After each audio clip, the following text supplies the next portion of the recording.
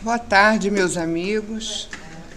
É bom a gente estar chegando aqui nesse ambiente da Casa de Francisco de Assis, né? Sempre estamos nos sentindo melhor, protegidos, numa paz diferente, né? Eu não sei assim se o microfone está normal.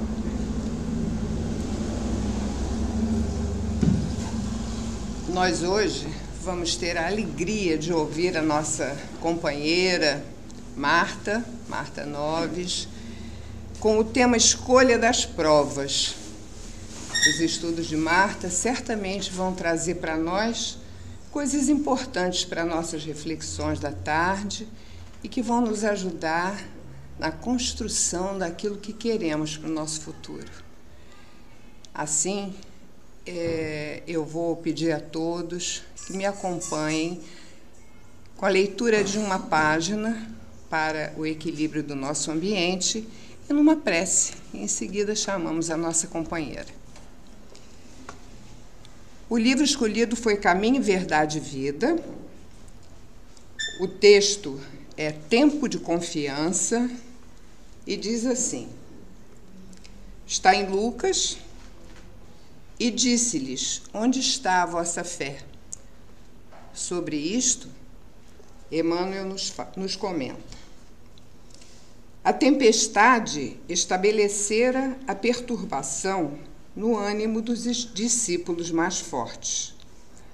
Desorientados ante a fúria dos elementos, socorrem-se de Jesus em altos brados. Atende-os o mestre, mas pergunta depois: onde está a vossa fé? O quadro sugere ponderações de vasto alcance. A interrogação de Jesus indica claramente a necessidade de manutenção da confiança quando tudo parece obscuro e perdido. Em tais circunstâncias, surge a ocasião da fé no tempo que lhe é próprio. Se há ensejo para trabalho e descanso, plantio e colheita, revelar-se-á igualmente a confiança na hora adequada. Ninguém exercitará otimismo quando todas as situações se conjugam para o bem-estar. É difícil demonstrar amizade nos momentos felizes. Aguardem os discípulos, naturalmente, oportunidade de luta maior, em que necessitarão aplicar mais extensa e intensivamente os ensinos do Senhor. Sem isso, seria impossível aferir valores. Na atualidade dolorosa, inúmeros companheiros invocam a cooperação direta do Cristo. O socorro vem sempre, porque é infinita a misericórdia celestial. Mas vencida a dificuldade, esperem a indagação: onde está a vossa fé? Outros obstáculos sobrevirão, até que o discípulo aprenda a dominar-se, a educar-se e a vencer serenamente com todas as lições recebidas. Vamos então, interiorizando o nosso pensamento e abrindo o nosso coração, conversar com o Pai de amor que nos criou e a quem louvamos sempre. Falar com nosso irmão Jesus, aquele que nos orienta com seus exemplos. E aqui, na Casa de Francisco, juntar as nossas vibrações àquelas dos espíritos amigos que aqui trabalham, que nos ajudam, nos orientam, nos intuem, nos consolam. Vamos juntos pedir pela vida, pedir que sempre consigamos abrir os nossos corações e mentes para transformar sempre na direção do bem o que temos no nosso interior. Que possamos aproveitar a nossa tarde com as reflexões que aqui serão trazidas para que saiamos daqui melhor do que entramos. E, sobretudo, que tenhamos a capacidade de levar as nossas reflexões para a nossa relação com o próximo, para que possamos a cada dia nos tornarmos mais irmãos. Permaneça conosco, Jesus, espíritos amigos, auxiliando a nossa tarde. Que assim seja. E vamos agora conversar melhor com a nossa Marta e as escolhas das provas.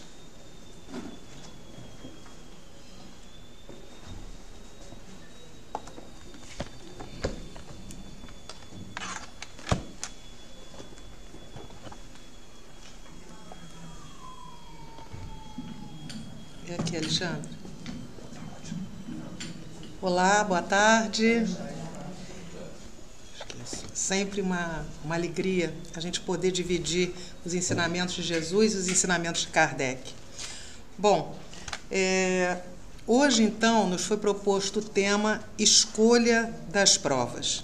Esse tema está lá no Livro dos Espíritos, das questões 258 a 273, que de antemão já convido todos a lerem, né? Porque aqui a gente vai pensar aquilo que a gente viu como ideias principais.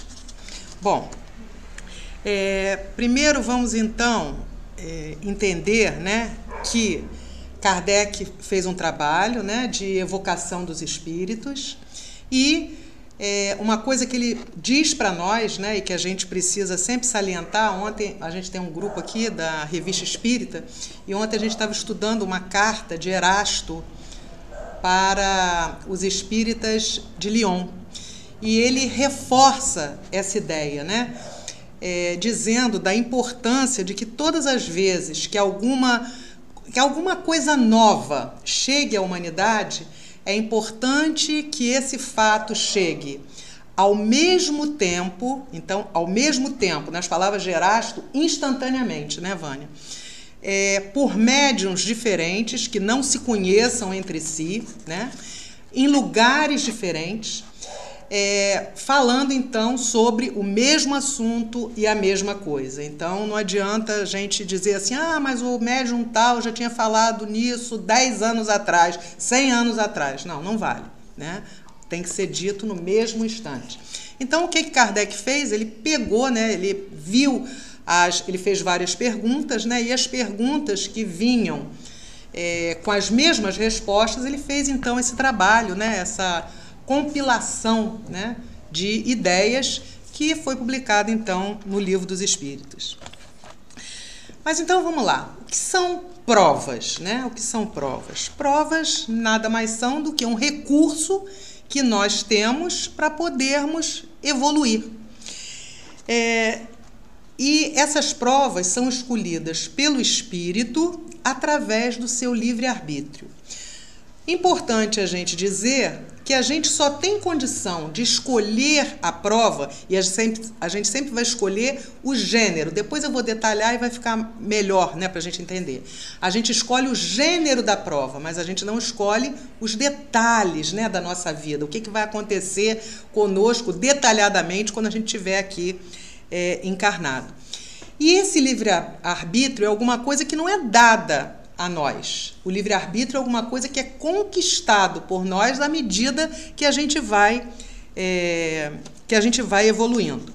Então, vamos entender que nós todos somos espíritos que fomos criados simples e ignorantes. O que significa ser criado simples e ignorante? Significa que nós, quando fomos criados, não tínhamos nenhuma moralidade e nenhuma intelectualidade. Então, à medida que a gente vai evoluindo, quando a gente já tiver condições, a gente então vai fazer a escolha dessas provas. Até que a gente tenha condições, essa escolha é feita pelos espíritos superiores. Bom, outra coisa importante para a gente dizer é que não existe determinismo, né? A gente não pode nunca dizer, isso foi coisa do destino. Não. Destino não existe, né?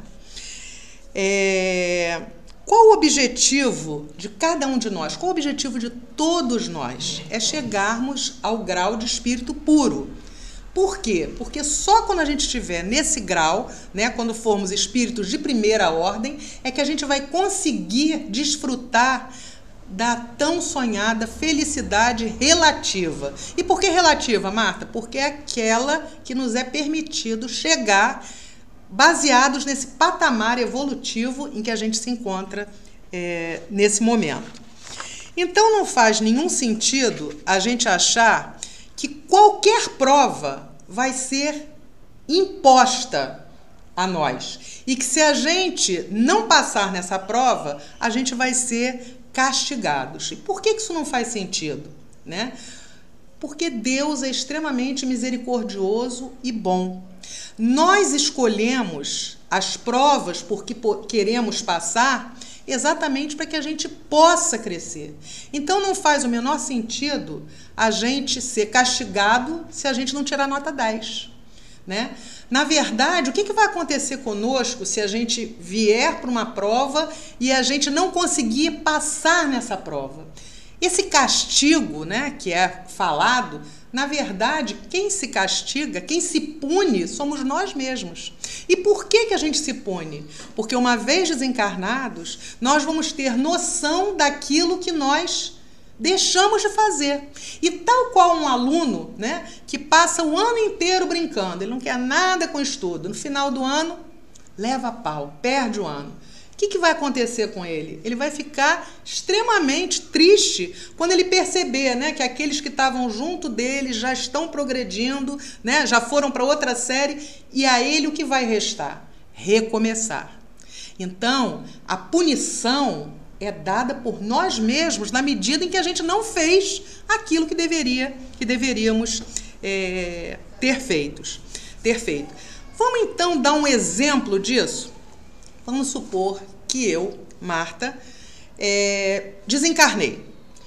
Desencarnada estou, então eu começo, né, a refletir sobre aquilo que eu...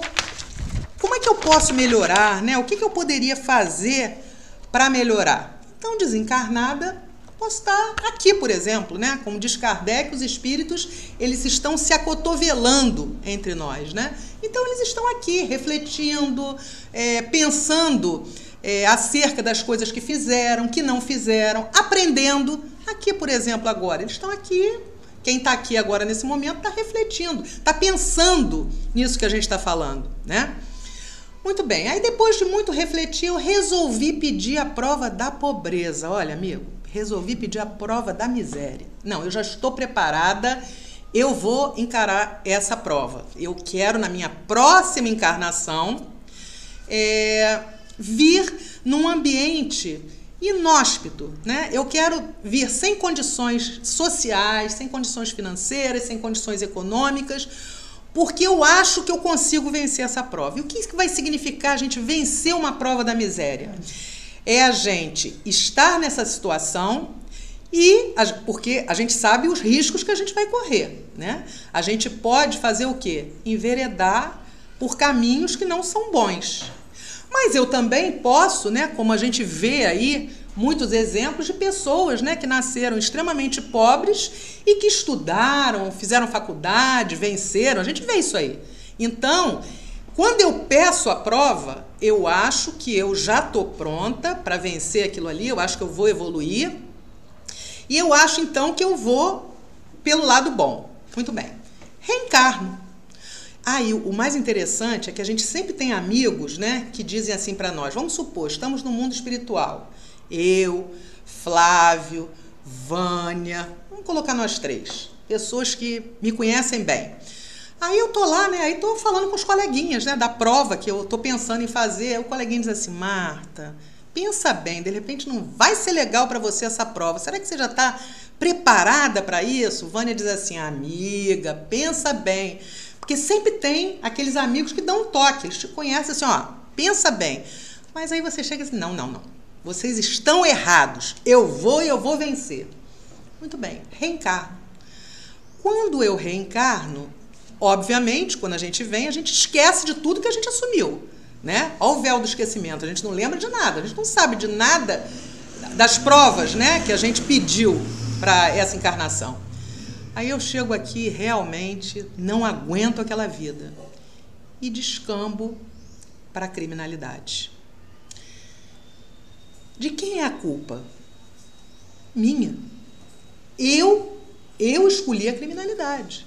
Eu não poderia ter escolhido estudar, vencer, né? Ou então, não sei, me contentar com aquele pouco e ficar ali.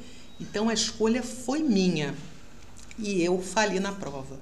É muito importante a gente entender que ninguém reencarna com o objetivo de ser mal.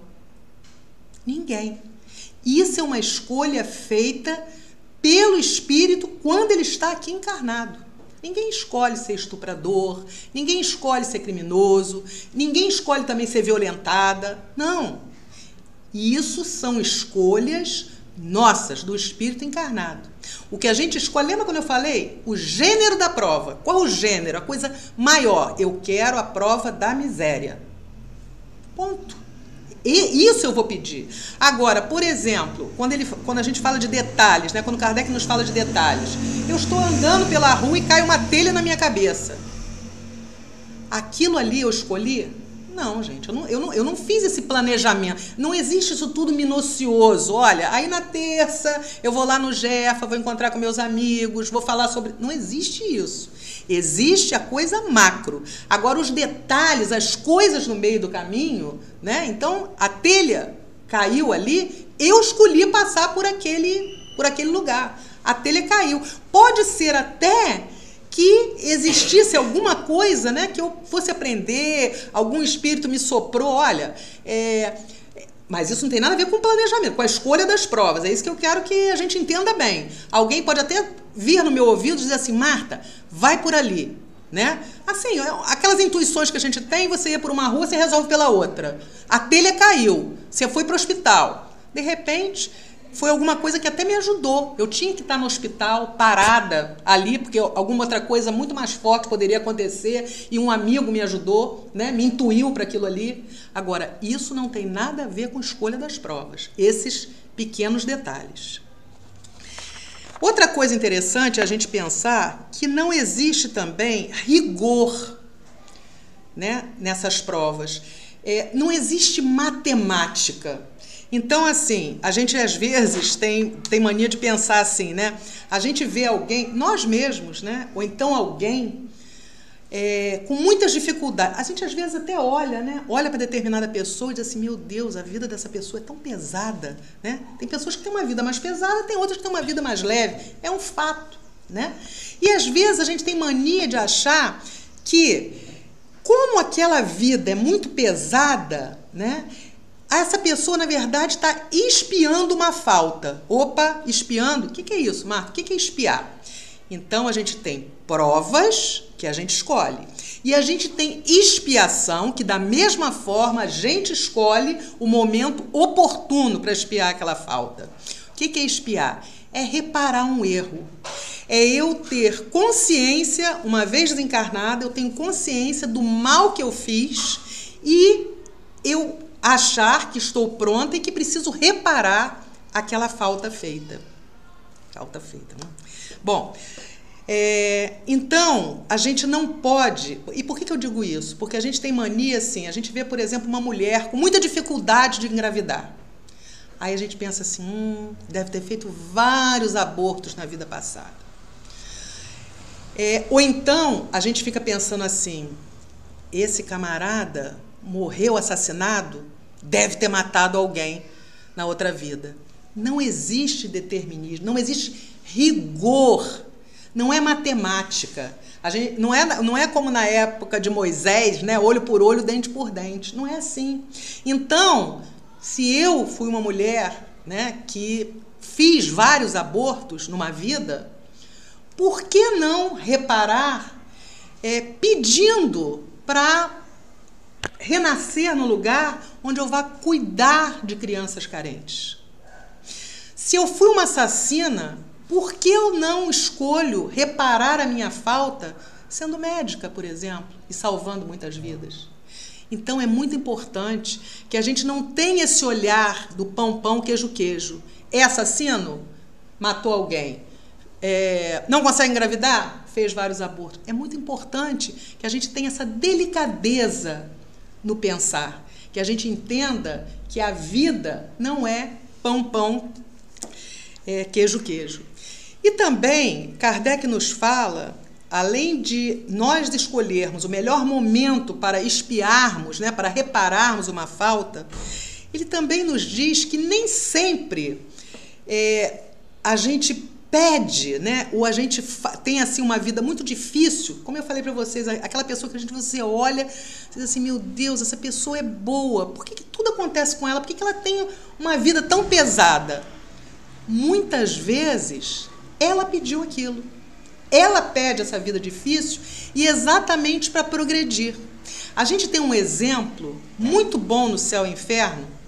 Céu e Inferno é uma das obras, né, publicadas por Kardec, em que ele pega casos, na segunda parte do livro, ele pega vários casos, né, de espíritos, porque quando ele fazia essas evocações com os espíritos, ele queria saber exatamente como era a vida desses desencarnados, né? Como é que aconteciam as coisas no mundo dos espíritos. E aí depois, com essas respostas, ele foi agrupando esses espíritos. Então a gente lá no Céu e Inferno encontra casos de espíritos sofredores, de espíritos suicidas, daqueles criminosos arrependidos, dos espíritos felizes, enfim, encontramos isso agrupado. E lá a gente encontra a história de Victor Le Boufflers. Qual a história do Victor? O Victor foi um rapaz que ele trabalhava numa zona portuária. Então, uma zona, né, o porto, normalmente é aquele lugar de muita prostituição, de muita bebida, de jogo. Ele só tinha a mãe dele e vivia com a mãe. Mas ele nunca foi aquele rapaz de gastar o dinheiro dele com essas facilidades que ali tinham. Ele vivia exclusivamente para sua mãe. Jovem, ele descobriu que ele tinha uma doença incurável. Não falou com ela. Exatamente para poupar a mãe, né, dessa coisa de saber que ele iria desencarnar. Muito bem, quando ele desencarnou, as pessoas começaram a fazer essa pergunta, né? Poxa, mas como assim? 21 anos, uma pessoa tão boa, né? Tão rico em bondade, como é que desencarna assim? O que terá ele feito, né, para poder desencarnar tão cedo? E aí, numa evocação, o guia espiritual dele veio esclarecer que aquilo foi algo que ele pediu. Então ele pediu essa vida, ele pediu aquele lugar, ele pediu a doença, ele pediu o desencarne prematuro, exatamente porque ele queria progredir mais rapidamente. Então, a gente não pode, de forma alguma, quando a gente vê alguém nessa tal vida pesada, imaginar que esse alguém está pagando alguma coisa. Pode ser simplesmente alguém no mesmo estágio evolutivo que nós, ou às vezes até mais evoluído, que está tendo essa vida exatamente porque quer progredir. Outra coisa a ser pontuada, e isso é muito importante, eu acho, é que ninguém cruza o nosso caminho por acaso. Ninguém. Nada é por acaso. Todos que vêm, todas as pessoas, né, que aparecem na nossa vida têm uma razão de ser. Na natureza, na vida, tudo se encadeia. Então, por exemplo, é um exemplo que eu gosto de dar, né? Os filhos. Tem aqueles filhos que chegam para nós pela via direta, né? Eles vêm através do nosso corpo, né? Nós geramos aqueles filhos, né? Enquanto mães, enquanto pais. Tem os outros que chegam para nós pela via indireta, né? Então, é aquele neto que chegou e você não estava esperando. É um sobrinho que, de repente, né, ficou órfão. É aquela criança que é deixada, né, na porta de tantas pessoas que a gente ouve por aí. Esse é aquele que a gente adota, né? É o filho que vem de forma indireta. E a gente sempre tem que ter discernimento, de entender que a gente deve sempre tratá-los da mesma forma. Porque se estão ali de alguma maneira, é para nos ajudar a chegarmos em algum lugar. É para nos ajudar a progredirmos. Talvez seja aquela criatura que vai chegar quando eu pedir a prova da pobreza e vai me dar força para eu continuar nela. De eu não me desviar, porque de repente eu tenho aquela criatura que chegou ali na minha porta e eu preciso dar exemplo. Não sei. Bate na nossa cabeça e de repente é alguém que vai nos ajudar. Então é muito importante que a gente não discrimine, que a gente não faça essa diferença e que a gente sempre, por pior que seja a pessoa, né? A gente às vezes fica pensando assim, meu Deus, por que fez isso comigo? Né? Poxa, eu fazia tudo, eu ajudava, por que essa pessoa fez isso comigo? Por que ela me traiu? Por que... Tudo tem uma razão e não vale a pena, né, a gente revidar, a gente pagar na mesma moeda. Ela fez mal, problema dela. A gente continua fazendo aquilo que a gente tem que fazer, trilhando o caminho do bem sempre. Outro dia, a gente estava conversando e me perguntaram exatamente aquilo que eu falei para vocês da questão da violência, né? O que a gente aprende quando a gente vê esses casos de violência doméstica, por exemplo? Poxa, o que aquela pessoa que sofre uma violência doméstica, e nesse caso a gente não pode mais falar só da mulher, é o homem também, a gente viu agora recentemente, né, aquele cônsul que matou o esposo, né, o marido, o companheiro. Então, me perdi. O que eu estava falando, gente? Muito bem, só para ver se vocês estavam prestando atenção. Isso é minha prima que fala. Minha prima, quando esquece, ela fala isso, Cássia. Violência doméstica. Então, obviamente, né, que aquilo ali, aquela violência, não vai trazer aprendizado nenhum. Qual é o aprendizado? O aprendizado é eu conseguir sair daquela situação, é eu conseguir pedir ajuda. Aí sim eu estou progredindo. É eu pedir ajuda, é eu conseguir sair da condição de violentado, de violentada, e, da mesma forma, o agressor conseguir sair dessa situação, né, de agressor. É muito importante que a gente lembre que para a gente crescer, que para a gente evoluir, é preciso que a gente continue sempre trilhando o caminho do bem. E aí, como eu falei de miséria, amigo, eu fui lá no Evangelho segundo o Espiritismo, no capítulo 16, não se pode servir a Deus e a Mamon. Lá a gente vai encontrar um tema que chama utilidade providencial da riqueza. Olha a Marta falando da riqueza. E a gente vai falar da prova da riqueza e da miséria. Exatamente porque Kardec, aqui no item 7, ele fala para nós uma coisa muito interessante sobre a prova da riqueza e da miséria. Ele diz que a prova da riqueza é muito mais perigosa do que a da miséria. A gente às vezes pensa, né? Ai, gente, a gente ser na miséria, né? Você ficar, não ter nada, como se deve ser difícil. Mas dizem os espíritos que não. E por quê? Porque a riqueza, normalmente, ela vem ligada com poder. E a riqueza acaba insuflando na gente aquele sentimento de egoísmo, né? A gente acaba ficando mais egoísta, mais orgulhoso. E outra coisa interessante que ele diz, né? Quantos de nós, quando saímos do estágio de miséria e vamos, né, para uma condição melhor, a gente costuma, nas palavras dele, se esquecer daqueles que deram a mão para nós quando a gente estava lá embaixo. A gente faz isso. A gente é tomado de um orgulho tal que a gente esquece isso. E aí a gente lembra, né? Eu tenho um amigo que ele vem dessa situação, né, de uma situação em que ele teve uma vida muito humilde. E hoje, né, é uma coisa boa quando a gente vê, né, ele, de repente, fazendo um trabalho social bacana, né, de distribuir várias quentinhas, né, ele mesmo, né, para a comunidade, perto do trabalho dele. Então, é bom a gente olhar isso. Por outro lado, né, a gente tem muito, e a gente não pode deixar de falar nisso, né, a gente tem quantas pessoas que estão em cargos hoje, e independente de ser político, né, porque tem político, mas tem também, a gente tem gestores, né, de grandes empresas, a gente tem gestor na saúde, a gente tem médicos, né, que muitas vezes sofreram muito para conseguir chegar onde estão e hoje simplesmente desviam dinheiro, né? Roubam dinheiro, como a gente vê escândalos de diretores de médico, por exemplo, né? Desviando dinheiro de prótese, por exemplo, né? Superfaturando a venda disso.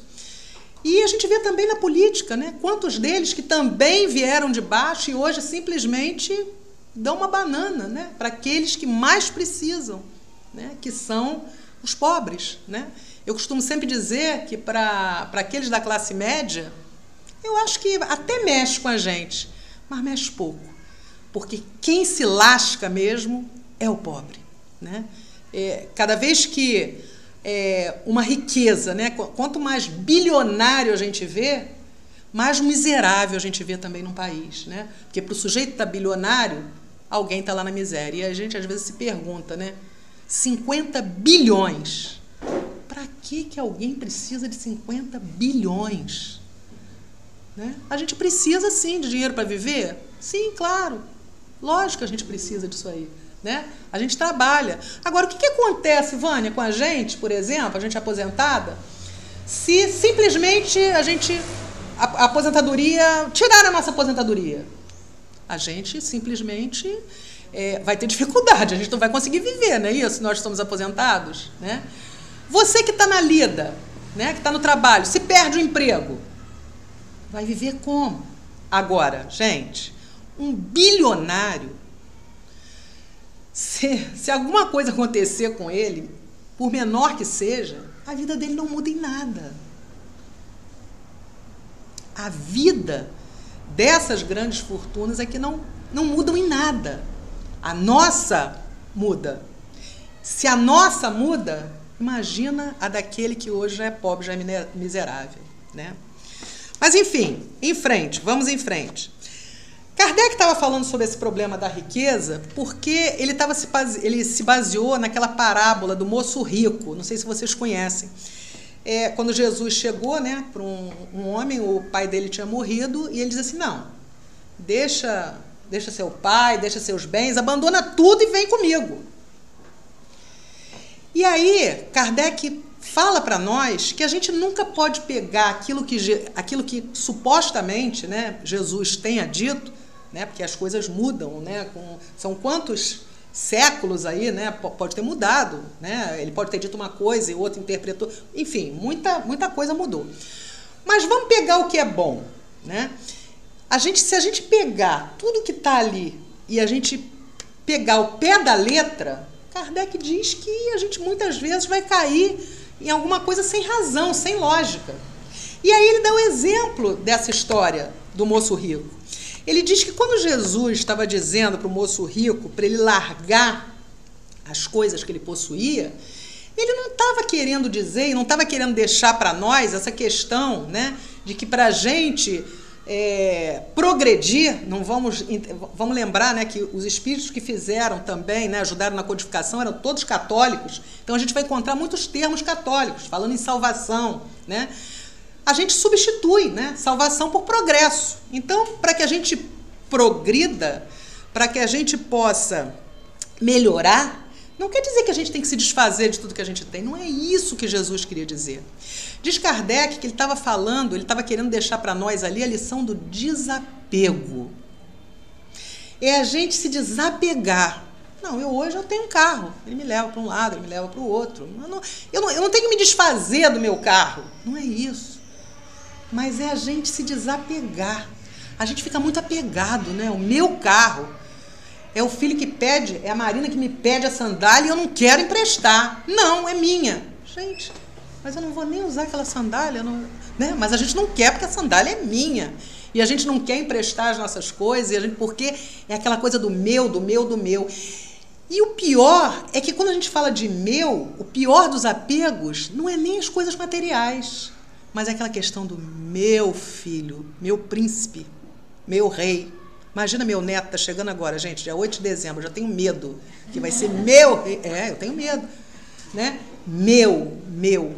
Então, a gente acaba se apegando não só às coisas materiais, mas a pessoas, a sentimentos, a conceitos, a preconceitos. Quantas vezes a gente se recusa a mudar um pensamento, a mudar alguma coisa que a gente até acha que está obsoleto, mas a gente está ali, a gente não quer abrir mão daquilo que a gente construiu. Não. Esse é meu pensamento, eu tenho razão, e a gente não se abre para aquilo que o outro está mostrando para a gente, para aquilo que o outro está dizendo. Quanto que a gente pode aprender com o outro? Aí a gente vem falar, né? A gente sobe para falar de comunicação interreligiosa. Pelo amor de Deus, a gente está apedrejando templo, né? De origem africana, né? A gente fala mal do evangélico, o evangélico fala mal do espírita. Então, o que a gente ganha, né, com tudo isso? Como é que a gente cresce se a gente está tão apegado a esses conceitos que são nossos e a gente acha que não tem que abrir mão? Porque é assim que a gente pensa, então é assim que tem que ser, né? Gabriela, nasci assim, eu sou assim, vou morrer assim. Ele fala, então, que é muito preocupante a gente pensar que a riqueza, né? Porque a riqueza, como a Kardec diz, é um perigo, né? A gente pode ali, como diz minha amiga Thelma, escorregar na casca de banana. É uma casca de banana que a gente pode escorregar. Mas ele diz que é completamente sem nexo, seria completamente sem nexo, a gente entender que sem a riqueza, que a gente teria que jogar toda a riqueza fora. Que a gente só vai ser salvo, só vai progredir se a gente for pobre. Ele diz, gente, isso não tem lógica. Por quê? E aí ele explica. Como é que o homem avança em termos tecnológicos? Para a gente avançar em tecnologia, para a gente pesquisar, não precisa de dinheiro. Tudo bem que aí, como ele diz, né? Mas às vezes a gente se pergunta, poxa, mas por que deixou o dinheiro na mão dessa criatura, né? Que pega o dinheiro e usa indevidamente? Porque o problema é esse. O problema é que muitas vezes a gente tem a riqueza e a gente faz mau uso dela, né? A gente não gera emprego, a gente não investe em pesquisa, a gente não investe em educação, em saúde. A gente começa Meu marido tem um amigo que ele conta sempre, né? Que ele recebeu uma herança, ficou rico. Daí, algum tempo, ele saiu a viajar aqui no interior, né? Cavalo, aquela coisa. Voltou pobre, gastou tudo. Isso é você fazer mau uso da riqueza, né? Então, quando Jesus fala, ele não está dizendo, e é isso que Kardec vem mostrar, ele não está dizendo que a gente tem que se despir, eu não tenho que pegar o meu salário de aposentado. Quem está na ativa não tem que pegar o salário que ganha. Ah, não, vamos doar tudo, vamos dividir tudo. Não é isso, gente. Não é por aí, não. Ele está falando de desapego, não tem nada a ver com essa questão. O dinheiro é necessário. E aí Kardec diz, é por isso que ele muda de mãos.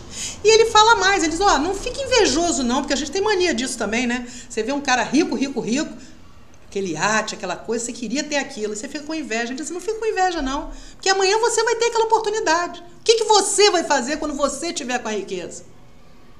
É um questionamento, é alguma coisa que a gente tem que pensar também. Então essa riqueza, ela não muda de mãos à toa. E a gente vê que tem, quantos empresários a gente vê, né?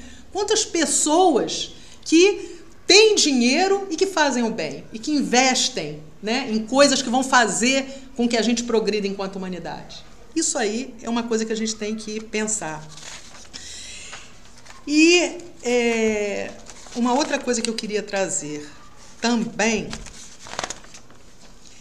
é a desigualdade das riquezas, né?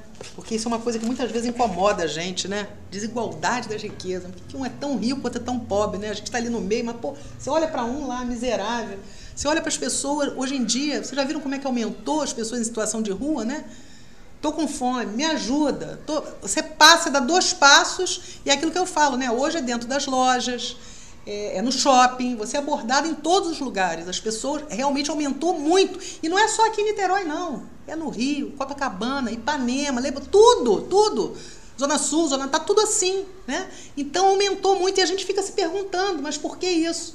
E aí lá na questão 806 do Livro dos Espíritos, né, Kardec pergunta aos benfeitores se isso é da lei natural, ela é da lei da natureza, quer dizer, isso está normal, essa desigualdade social, né? É normal isso aí? E eles dizem que não, que isso é obra nossa, isso acontece por nossa culpa. E aí Kardec pergunta, mas peraí, algum dia essa desigualdade vai desaparecer? E os espíritos respondem, algum dia, quando o egoísmo e o orgulho deixarem de predominar. E aí eles dizem, porque aí vai restar apenas a desigualdade por merecimento. Isso por quê? É lógico que se eu tenho um talento, isso é uma coisa que Kardec fala também, né? Se desse dinheiro para todos nós, daqui a algum tempo, com certeza, a gente estaria em condições diferentes. Por quê? Porque nós não temos o mesmo talento, a mesma aptidão para ganhar dinheiro, para permanecer com dinheiro. Às vezes tem aquele que tem muito talento, não tem aquele que é um ótimo vendedor? Meu Deus, ele consegue ganhar muito dinheiro, mas em compensação ele gasta demais. Então, ele tem a capacidade de ganhar, mas não tem condições de permanecer com dinheiro. Então, as nossas aptidões são diferentes. Então, normalmente, essa desigualdade, ela acabaria por acontecer. Da mesma forma, ele diz, e se todo o dinheiro, né, se fosse dividido igualzinho, se a gente vivesse ali dentro, né, daquele dinheiro? Primeiro, a gente não ia ter como evoluir em termos tecnológicos, né? Porque cadê o dinheiro para a gente pesquisar, para a gente ir para a Lua, ir para Marte, para Júpiter, enfim, cadê? A gente não teria, né? Então ele fala que é por isso, né, que vez por outra essa riqueza ela vai de um lugar para o outro. E também diz para nós, né, que essas desigualdades um dia vão desaparecer. Aí eu fico me perguntando, para que essas desigualdades realmente desapareçam, era preciso que a gente tivesse pessoas com muito dinheiro e que fizessem esses investimentos, né? Pessoas que tivessem poder para isso. Quando que isso vai acontecer, né? Quando é que o bem, né, esse tal do planeta de regeneração, né? A gente sabe que a Terra vai passar de ser provas e expiações e vai para a regeneração. Mas a gente sabe também que Kardec já dizia lá no século XIX que esse processo de regeneração do planeta tinha começado um século antes. Então é um processo lento. A gente não sabe quanto tempo vai demorar, até porque depende de nós, né? Muda o planeta se cada um que tiver aqui e que mora aqui dentro, né, que tiver aqui dentro, fizer alguma coisa para que ele mude, né? Mas a gente, na verdade, a gente fica achando que vai cair do céu, né? Que a gente vai ficar sentadinho e, de repente, um dia a gente abre o olho, olha a regeneração aí, olha o povo fazendo bem, de vez em quando alguém faz um mal, mas a maior parte é bem, enfim. Não é assim, né? Infelizmente, não é dessa forma que as coisas acontecem, porque, na verdade, depende de nós. Para terminar hoje, eu trago para vocês uma história que eu escutei, que eu achei muito interessante, que fala sobre riqueza e pobreza. Diz que um dia um pai de família muito rica, né? O homem era muito rico, resolveu levar o filho para uma fazenda, para o interior, para um lugar onde reinava a pobreza, porque ele queria que o filho entendesse, né, o que é ser pobre. E aí diz que eles passaram um dia e uma noite nessa fazenda com essa família muito pobre. Quando eles retornaram de viagem, o pai quis saber, né, o que o filho tinha entendido daquilo tudo. E aí perguntou, meu filho, lá durante a viagem, só observações, aquele dia, aquela noite. Quando volta, ele começa a perguntar para o filho, e aí, o que você achou da viagem? E o filho responde, muito boa, papai. Ele pergunta assim, você viu como as pessoas podem ser? O pai, naturalmente, pensando, né, aquelas pessoas que viviam, né, com pobreza. E o filho respondeu assim, eu vi que nós temos um cachorro em casa e eles têm 4. Nós temos uma piscina que alcança o meio do jardim. Eles têm um riacho que não tem fim. Nós temos uma varanda coberta e iluminada com luz. Eles têm as estrelas e a lua. Nosso quintal vai até o portão de entrada. Eles têm uma floresta inteira. Quando o pequeno garoto estava acabando de responder, o pai ficou perplexo com aquilo, né? E aí o filho ainda acrescentou o seguinte para ele: obrigado, papai, por me mostrar quanto pobres nós somos. É isso aí, amigos. Então agora convido vocês a aproveitarmos, né, esse ambiente da casa de Francisco. Com certeza os amigos espirituais já chegaram aqui bem antes da nossa chegada. Eles sabem exatamente o que cada um de nós precisa. Eu gosto sempre de chamar aquele que a gente sempre esquece, que é o nosso amigo espiritual, né? Vamos chamar ele para junto da gente, o nosso guia. Vamos pedir para ele ficar do nosso ladinho. Cada um de nós tem um. Vamos pensar em Jesus e vamos falar: Mestre amado, gratidão por essa oportunidade bendita de estarmos aqui, aprendendo, refletindo acerca dos seus ensinamentos, aprendendo acerca dessa doutrina que tanto nos acolhe, que tanto nos consola. Gratidão pela vida, gratidão por essa oportunidade bendita que estamos tendo. Que possamos, Senhor, aproveitar essas oportunidades que chegam até nós todos os dias das mais diversas formas, para que a gente consiga evoluir e para que cada vez mais cheguemos passo a passo para mais perto do Senhor. Pedimos também, Mestre amado, por aqueles irmãos que hoje se encontram nas ruas, nos presídios, nos hospitais, pelos suicidas, Mestre amado. Pedimos também por todo o nosso orbe, que os nossos governantes, Senhor, de todo o planeta, sejam tocados pela sua bondade e consigam trabalhar pela humanidade inteira, pensando sempre em sermos um povo mais justo, mais livre, mais fraterno, mais solidário. Que assim seja, graças a Deus.